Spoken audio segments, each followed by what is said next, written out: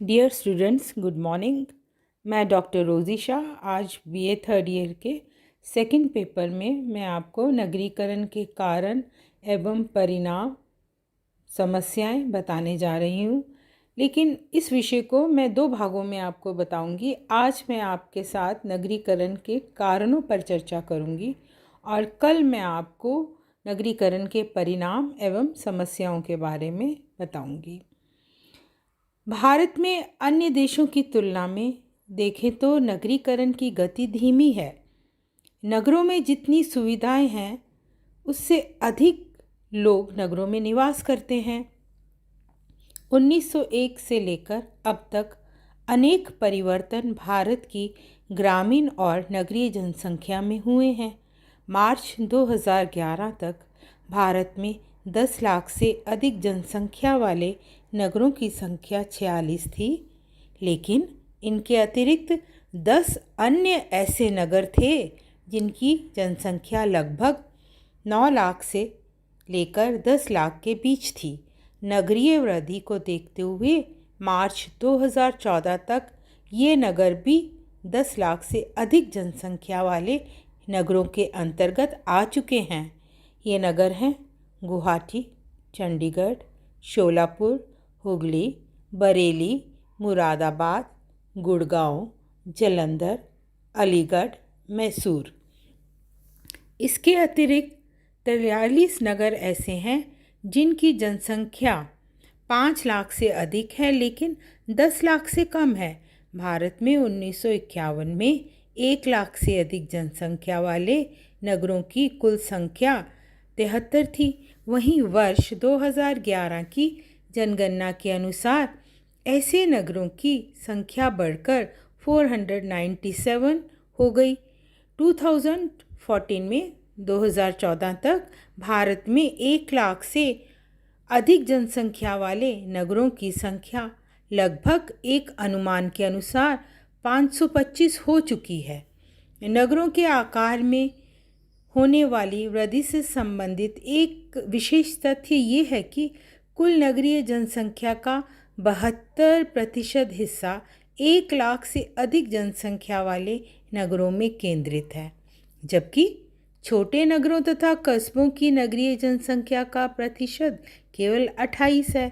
दूसरे शब्दों में कहें तो 72% नगरीय जनसंख्या 525 नगरों में निवास करती है, जबकि 3516 कस्बों और छोटे नगरों की जनसंख्या का प्रतिशत 28 है।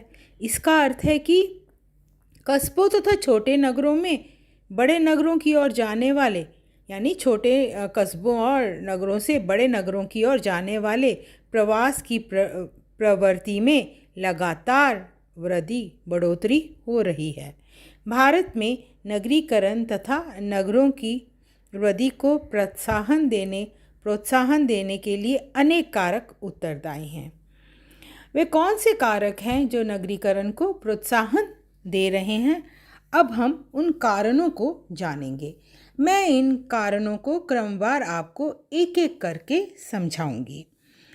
कृषि में क्रांति। जैसा कि आप जानते हैं कि भारत कृषि प्रधान देश है। जब से कृषि के क्षेत्र में अधिक पैदावार के बीज, सिंचाई के साधनों में विकास, खाद, बिजली तथा मशीनों का प्रयोग बढ़ा है, तब से खेती के कार्यों में लगे श्रमिकों की संख्या घटी है, क्योंकि कुछ व्यक्ति मशीनों द्वारा आधुनिक उपकरणों तथा साधनों से खेती का कार्य कर लेते हैं और इससे गांव में बेकारी बढ़ी है। इन बेरोजगार लोगों ने नगरों की ओर जाना शुरू कर दिया। इससे नगरों की जनसंख्या में और जनसंख्या के घनत्व में वृद्धि हुई है। इससे नगरीकरण की प्रक्रिया तीव्र हुई है। दूसरा, अनुकूल भौगोलिक पर्यावरण। देखिए, जो स्थान मानव की आवश्यकताओं की पूर्ति सरलता से करते हैं वह स्वास्थ्य वर्धक होते हैं। कहने का मतलब है जहाँ पर सिंचाई के साधन होते हैं, समतल भूमि होती है, भौगोलिक पर्यावरण अनुकूल होता है, वहाँ मानव कि सभ्यता और संस्कृति का विकास होता है। मानव क्योंकि वहाँ पर बस जाता है और धीरे धीरे ये स्थान नगर का रूप धारण कर लेते हैं। मानव इतिहास इस बात का साक्षी है कि नगर और महानगर वहीं पर विकसित हुए हैं जहाँ का भौगोलिक पर्यावरण मानव के लिए अनुकूल होता है। जनसंख्या में वृद्धि। ग्रामों में जनसंख्या में निरंतर वृद्धि होती जा रही है और जनसंख्या के बढ़ने पर भूमि पर दबाव बढ़ रहा है। खेती की भूमि का जनसंख्या में वृद्धि के कारण कम पड़ना एक आम बात हो गई है। इसका अर्थ है कि जनसंख्या बढ़ती है तो भूमि का बंटवारा हो जाता है। ग्रामीणों का अपने गांव को छोड़कर नगरों की ओर व्यवसाय की खोज में जाना एक मुख्य कारण है नगरीकरण की प्रक्रिया में वृद्धि का, क्योंकि वो वहाँ गांव से नगर में जाकर नए नए उद्योग धंधों में काम करने लगते हैं या नए काम को ढूंढने में जुट जाते हैं। यातायात एवं संचार के साधन। जो स्थान आवागमन के लिए सुगम होते हैं, जहाँ से आसपास के क्षेत्रों में गांवों में आसानी से आ जा सकते हैं, वे स्थान नगरों में विकसित हो जाते हैं। इसके साथ ही मोटर, रेल, सड़क, वायुयान, जहाज आदि जो आधुनिक यातायात के साधनों ने भी नगरों के विकास में योगदान दिया है। इन साधनों से लोगों की गतिशीलता में वृद्धि हुई है। लोग आसानी से, सुगमता से एक स्थान से दूसरे स्थान पर आ जा सकते हैं। टेलीफोन, डाक, तार, एसटीडी आदि ऐसी सुविधाओं ने भी नगरों के विकास में योगदान दिया है। औद्योगिक विकास। भारत में जैसे जैसे औद्योगिक विकास के फलस्वरूप विभिन्न क्षेत्रों में बड़ी मात्रा में उत्पादन बढ़ता गया और इन उद्योगों में बनने वाले वस्तुओं और सह उत्पादों के फलस्वरूप बहुत से नए तरह के व्यवसायों में वृद्धि होने लगी। नगरीय उद्योगों में काम करने के लिए अधिक श्रमिकों की आवश्यकता होने लगी। इसके फलस्वरूप ग्रामीण जनसंख्या के एक बड़े भाग ने रोजगार के साधन प्राप्त करने तथा नगरीय उद्योगों में श्रमिक के रूप में काम करने के लिए नगर की ओर जाना शुरू कर दिया। और इस दशा में तो नगरीकरण की प्रक्रिया को प्रोत्साहन मिलना ही था। व्यापार और वाणिज्य में वृद्धि। नगरीकरण में वृद्धि के लिए केवल औद्योगिक विकास ही प्रमुख आधार नहीं है, क्योंकि औद्योगिक विकास से पहले भी भारत में अनेक पूर्व औद्योगिक नगरों का विकास व्यापार और वाणिज्य की सुविधाओं के कारण हुआ है। जो नगर कुछ विशेष वस्तुओं के व्यापार और वाणिज्य के केंद्र होते हैं, उनमें उन वस्तुओं का विशेष ज्ञान रखने वाले लोगों का केंद्रीयकरण होने लगता है, यानी उन लोगों का जमवाड़ा या इकट्ठा होना वहाँ पर प्रारंभ हो जाता है। मैं इसे यदि परंपरागत भाषा में कहूँ तो ये व्यापारिक मंडियों के नाम से जाने लगते हैं। ये व्यापारिक मंडियाँ बन जाती हैं। इस तरह की व्यापारिक क्रियाओं के महत्व को स्पष्ट करते हुए सिम्स ने लिखा है कि नगरों के विकास के लिए व्यापार और वाणिज्य उतना ही महत्वपूर्ण आधार है जितना एक प्राणी के लिए रक्त का संचालन होना। ये मैं बताना चाह रही हूँ इस पॉइंट में कि वर्तमान नगर व्यापार और वाणिज्य का केंद्र होने के कारण गांव से लोग नगरों की ओर प्रवास करने लगते हैं। जो महत्वाकांक्षी होने के साथ ही कुछ विशेष प्रकार की व्यापारिक क्रियाओं में अधिक कुशल होते हैं, वे उचित समझते हैं कि हम गांव से नगर में जाकर के निवास करने लगें।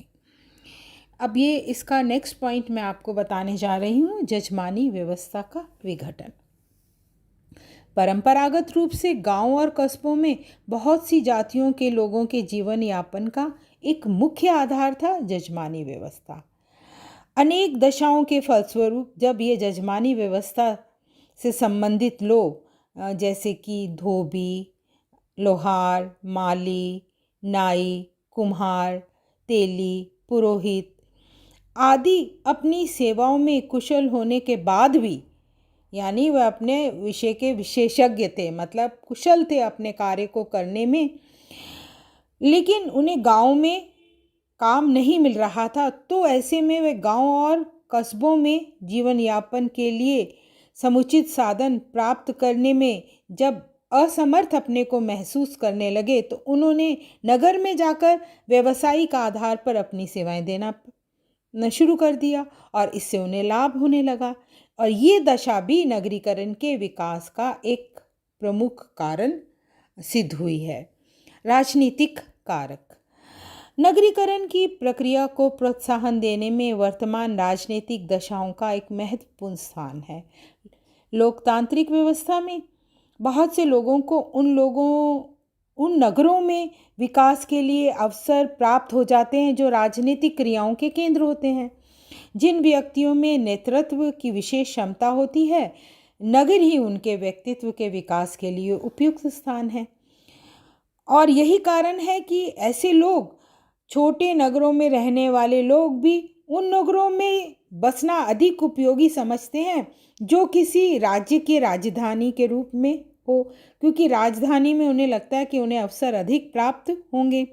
नगरीकरण की प्रक्रिया में राजनीतिक कारकों का प्रभाव हम इस तथ्य के आधार पर भी स्पष्ट कर सकते हैं कि भारत में सामान्य नगरों की तुलना में उन नगरों की जनसंख्या में सबसे अधिक वृद्धि हुई है जो प्रदेश अथवा केंद्र की राजधानी के रूप में है। प्रोत्साहन कारक। अब हम देखते हैं वो कौन से ऐसे प्रोत्साहन कारक हैं जो व्यक्तियों को प्रोत्साहित करते हैं गांव से नगरों की ओर जाने के लिए। इनमें नगरों में बढ़ती हुई गुटबंदी, जातिगत असमानताएं, खेती की प्रकृति पर निर्भरता, भू निष्कासन की बढ़ती हुई समस्या तथा नगरों में स्थित ग्रामीणों के नातेदारों की सलाह आदि प्रमुख प्रोत्साहन के कारक रहे हैं। भारत में वास्तव में खेती का व्यवसाय आज भी काफ़ी सीमा तक प्राकृतिक दशाओं पर निर्भर है और इस स्थिति में फसलों के बार बार नष्ट हो जाने के कारण बहुत से ग्रामीण नगरों की ओर प्रवास करने के लिए मजबूर हो जाते हैं। अपनी कृषि भूमि से वंचित होने के कारण भारत में कृषि मजदूरों की संख्या में लगातार बढ़ोतरी हो रही है। ये दशा भी उन्हें नगरों में जाकर रहने का प्रोत्साहन देती है।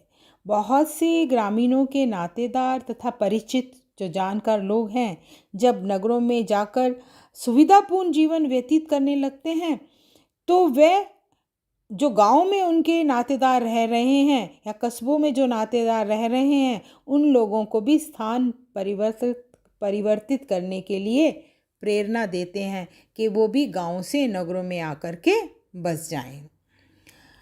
अब हम देखेंगे सुरक्षा कारण, मतलब वह कौन सा कारण है सुरक्षा का जिसके कारण वो गांव से नगरों की ओर जाना चाहते हैं। सुरक्षा की भावना। ग्रामों की तुलना में नगरों में अनेक सुख सुविधाएं होती हैं। वहाँ बहुत तरह के व्यवसायों की बहुलता होती है। चिकित्सा एवं स्वास्थ्य, शिक्षा, पुलिस, न्यायालय, डाक व तार, बैंक, कर्जा लेना आदि की सुविधा होने के कारण सभी नगरों में रहना बसना चाहते हैं। वहाँ वे समझते हैं कि शारीरिक और मानसिक सुरक्षा उन्हें अधिक मिलेगी और ऐसा वो अनुभव करते हैं। ये सुविधाएं नगरों का विकास करने में अपना विशेष प्रभाव डालती हैं। मनोवैज्ञानिक कारक या कारण। ऐसे अनेक मनोवैज्ञानिक कारक हैं जो नगरों में होते हैं और व्यक्ति उनसे आकर्षित होकर नगर में बसना चाहते हैं।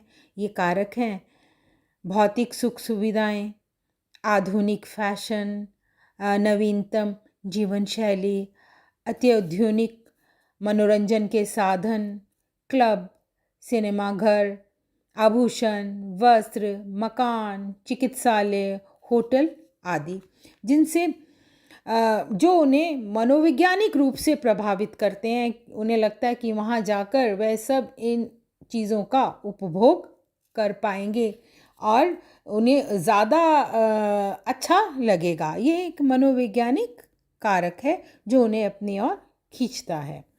गांव से नगरों की ओर। सांस्कृतिक कारक, धार्मिक, शैक्षणिक, खेलकूद आदि के कारण भी नगरों का विकास हुआ है। जब कोई स्थान तीर्थ स्थल बन जाता है, उसका धार्मिक महत्व बढ़ जाता है और वहाँ पर तीर्थ यात्री आने जाने लगते हैं और वह स्थान धीरे धीरे नगर में विकसित हो जाता है। जैसे भारत की हम उदाहरण लें तो भारत में अजमेर, गया, पुरी, काशी ऐसे नगरों के उदाहरण हैं। इसी प्रकार शिक्षण संस्थाएं भी शिक्षा के महत्व के कारण नगर बन जाती हैं। इसका उदाहरण है ऑक्सफोर्ड, बनारस विश्वविद्यालय के कारण बनारस आदि शिक्षा के केंद्र के कारण भी महत्वपूर्ण है।